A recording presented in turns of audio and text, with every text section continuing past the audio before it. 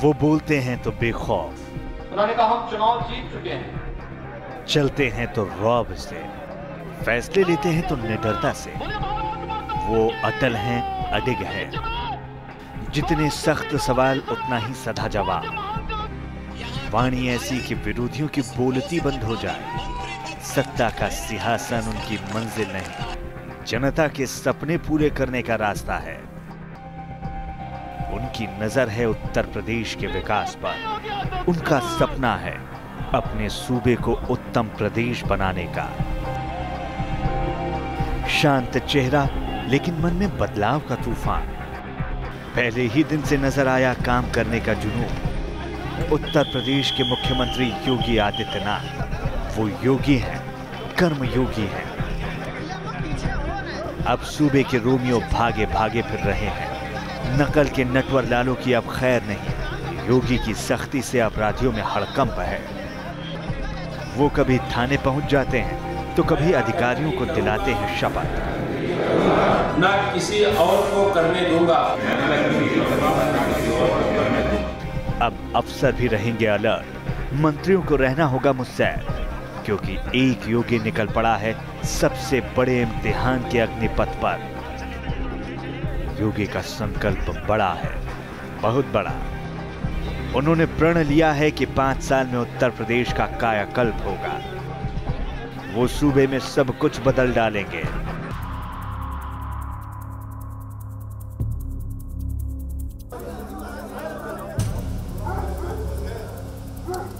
मन में बदलाव का तूफान लिए योगी आदित्यनाथ कर्म पथ पर निकल चुके हैं, लेकिन सत्ता के इस राजपथ पर उनके सामने चुनौतियों का अंबार भी है। उनके सामने सबसे बड़ी चुनौती ऐसे युवाओं को तैयार करना है जिनका चरित्र ईमानदारी की कसौटी पर खरा हो। इम्तिहान में आत्मसम्मान के साथ उत्तीर्ण होने का हुनर भी सिखाया जाए। गद्दी संभालते ही योगी आदित्यनाथ ने बोर्ड परीक्षाओं में बड़े पैमाने पर चल रहे नकल के खेल पर रोक लगाने का फरमान जारी कर दिया। उत्तर प्रदेश के अलग अलग इलाकों से आई तस्वीरें परीक्षा में नकल के गोरख धंधे की गवाही दे रही है। जालौर, मऊ, बलिया, जौनपुर और मथुरा, हर जगह नकल कराने वाला गिरोह सक्रिय नजर आ रहा है। ये तस्वीरें हैरान करती है। कौन कहेगा यहाँ वो युवा इम्तिहान दे रहे हैं जिन पर सूबे का मुस्तकबिल निर्भर करता है। कौन मानेगा इम्तिहान के इस ढर्रे से इन नौनिहालों का भविष्य संवरेगा। योगी आदित्यनाथ कुर्सी पर बैठे तो उनके लिए ये एक बड़ा इम्तिहान हो गया कि वो शिक्षा तंत्र को खोखला कर रहे शिक्षा माफिया पर नकेल कसे। सवाल छात्रों के भविष्य का है, इसलिए योगी सरकार सजग है। उत्तर प्रदेश के होनहारों के साथ ये खिलवाड़ उन्हें मंजूर नहीं। योगी आदित्यनाथ नकल के इस खेल को पूरी तरह खत्म कर देने का संकल्प ले चुके हैं। हमने कंट्रोल रूम की स्थापना की है, व्हाट्सएप नंबर जारी किया है, टोल नंबर भी 1-2 दिन में जारी हो जाएगा। और साथ में उन परीक्षा केंद्रों पे जहां पर सामूहिक नकल की शिकायत, उनको डिबार करने के हमने 47 से ऊपर डिबार हो चुके हैं। आज उसे अलग संख्या आज की अलग होगी, कई आज भी हुए। चुनौती बड़ी है क्योंकि नकल का ये खेल सालों से चलता आ रहा है, इसीलिए सख्ती कुछ ज्यादा ही दिखानी पड़ रही है। नकलचियों और नकल कराने वाले गिरोह पर नकेल के लिए योगी सरकार ने एक के बाद एक कई ताबड़तोड़ फैसले लेने शुरू कर दिए। नकल कराने वाले टीचर्स पर कड़ी कार्रवाई का आदेश जारी हो चुका है। नकल की शिकायतों के लिए लखनऊ में एक कंट्रोल रूम बनाया गया है, जहां सुबह 7 बजे से शाम 7 बजे तक फोन के जरिए शिकायत की जा सकती है। हेल्पलाइन नंबर भी जारी कर दिया गया है, 0522-2236-760। इस नंबर पर नकल की शिकायत की जा सकती है, जबकि व्हाट्सएप नंबर 9454457241 पर सीधे ऐसी तस्वीरें और जानकारियां शेयर की जा सकती हैं। योगी के कड़वे डोज का असर यह है कि अब तक 12% परीक्षार्थियों ने इस बार इम्तिहान से तौबा कर ली है। उन्होंने फिर से तैयारी कर खुद को आजमाना ही बेहतर समझा है। नकल के अलग अलग मामलों में 4 मैनेजर, 111 केंद्र व्यवस्थापकों के खिलाफ एफआईआर दर्ज हो चुकी है। 178 कक्ष निरीक्षकों और 70 छात्रों के खिलाफ केस दर्ज भी हो चुका है, जबकि 54 सेंटर्स पर परीक्षा रद्द कर दी गई है और 57 सेंटर ब्लैक लिस्ट में डाल दिए गए हैं। उत्तर प्रदेश सरकार नकल माफिया के सख्त खिलाफ है। उत्तर प्रदेश सरकार की प्रतिबद्धता है कि ये नकल माफिया समाप्त हो। सभी जिला अधिकारियों को, सभी पुलिस कप्तान को ऊपर चीफ सेक्रेटरी साहब के माध्यम से, डीजी के माध्यम से आदेश भी जारी हो रहे हैं कि जहां पर भी ये कार्रवाई होती है वहां संबंधित लोगों के खिलाफ कार्रवाई करें और इस माफिया को, जो नकल माफिया है, इसको समाप्त करें। योगी की संकल्प शक्ति से हर अधिकारी वाकिफ है। यही वजह है कि नकल के इस गोरख धंधे में शामिल लोगों की धरपकड़ के लिए पूरा सरकारी अमला सक्रिय हो चुका है। योगी आदित्यनाथ के फैसले का असर बदायूं के इस परीक्षा केंद्र में भी नजर आया। जिला विद्यालय निरीक्षक के छापे में यहां सामूहिक नकल करते छात्रों को पकड़ा गया, तो वहीं 7 टीचर समेत 8 लोगों के खिलाफ केस दर्ज हो गया।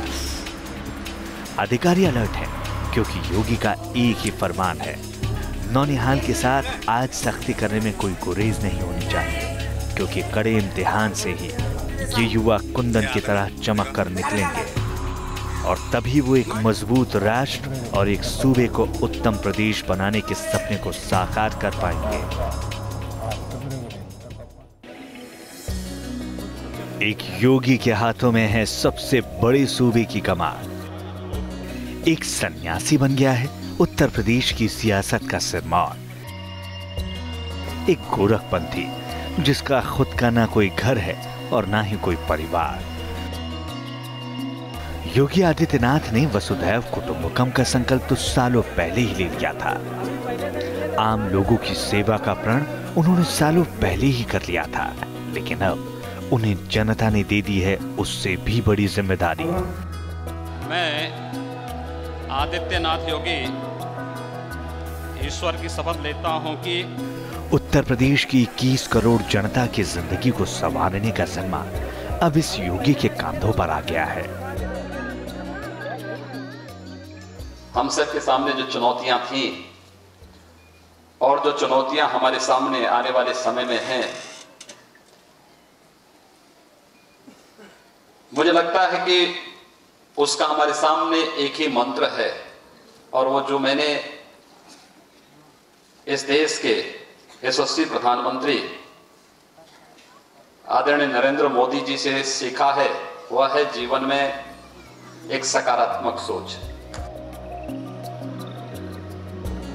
जिस दिन से योगी ने राज्य की सत्ता संभाली है, उस दिन से आज तक योगी एक भी पल चैन से नहीं बैठे हैं। लेकिन योगी ने बदली जिम्मेदारियों में अपनी परंपरा और अपने मूल स्वभाव को नहीं छोड़ा है, और यही उनकी सबसे बड़ी खासियत भी है। योगी को गायों से कितना लगाव है, यह हर कोई जानता है। गौवंश को बचाने के लिए योगी ने मुहिम छेड़ रखी है।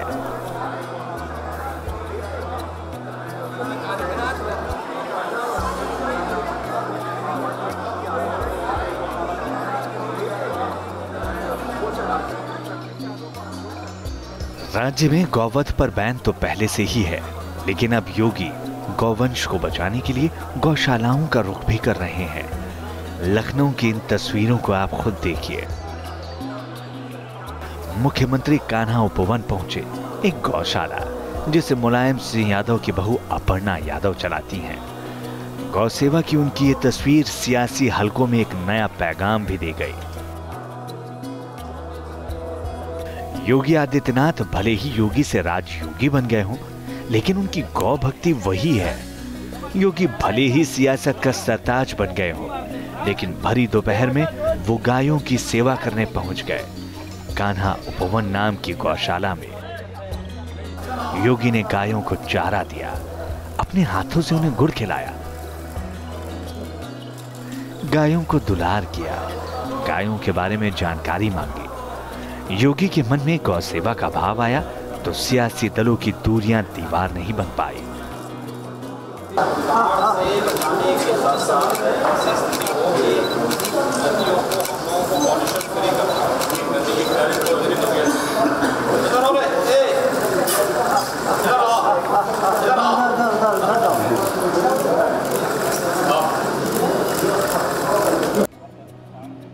उन्होंने बिना किसी झिझक के अपर्णा यादव की गौशाला का रुख कर लिया।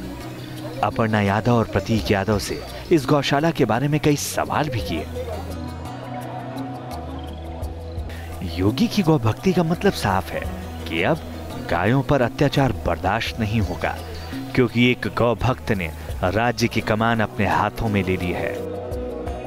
और सीएम ने गौ तस्करों को भी संदेश दे दिया है कि उनके लिए गाय का स्थान माता की तरह है और गौवंश के संरक्षण में कोई कोताही वो बर्दाश्त नहीं करेंगे। योगी राज में गायों की रक्षा की जाएगी और गौवंश के तस्करों को बख्शा नहीं जाएगा।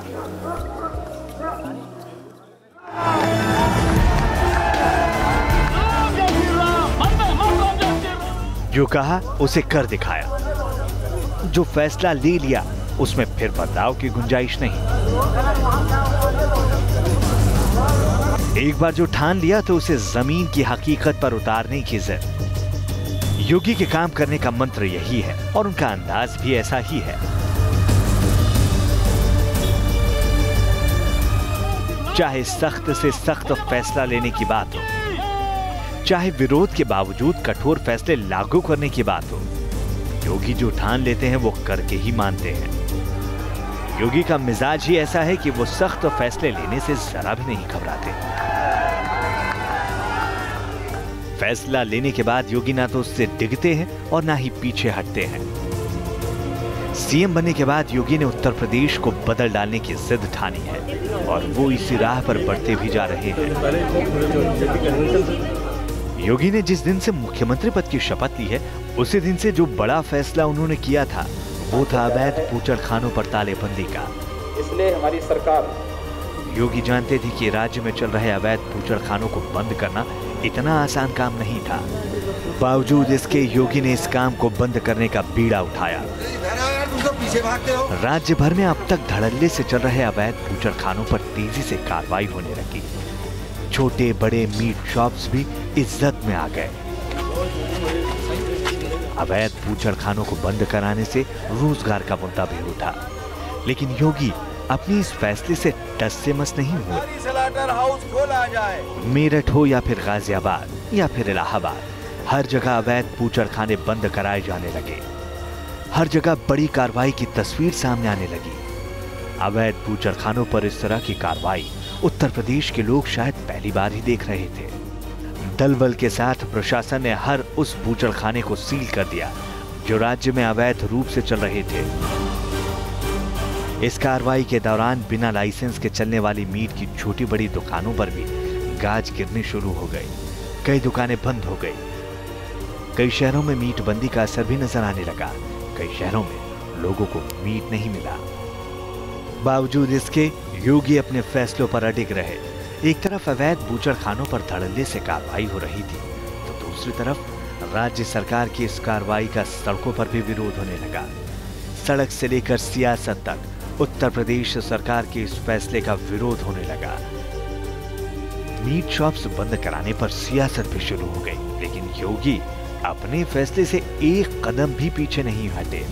धड़ल्ले से मीट शॉप्स बंद होने के बाद राज्य के सभी मीट व्यापारियों ने सरकार के इस फैसले के खिलाफ हड़ताल पर जाने का ऐलान कर दिया।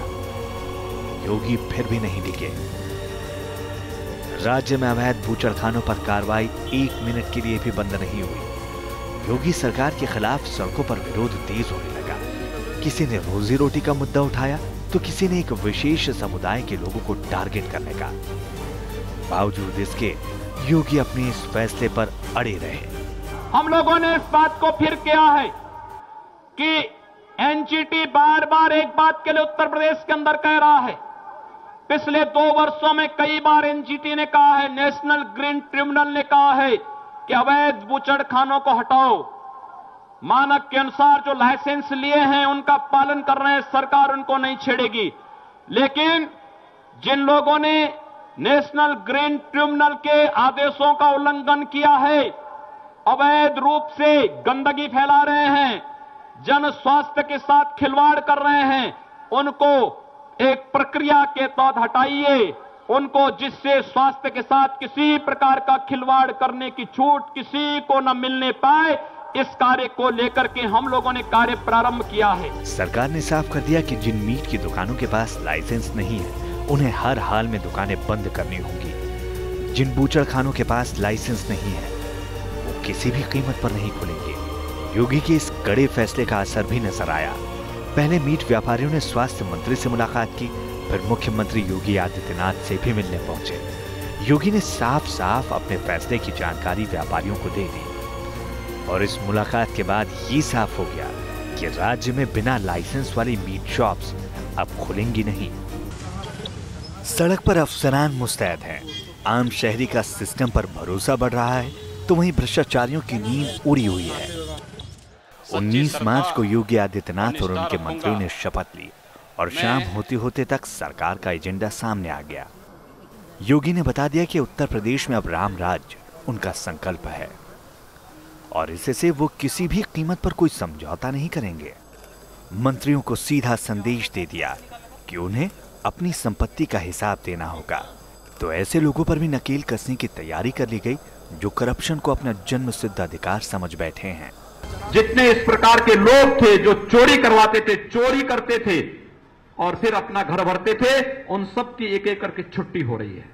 सत्ता संभालते ही योगी आदित्यनाथ ने साफ कर दिया कि सरकार बदलाव के लिए आई है। सूबे के सभी मंत्रियों को 15 दिन में अपनी संपत्ति का ब्यौरा देने का फरमान सुनाया गया। सरकारी विभागों में पारदर्शी कार्य प्रणाली अपनाने का निर्देश दिया गया।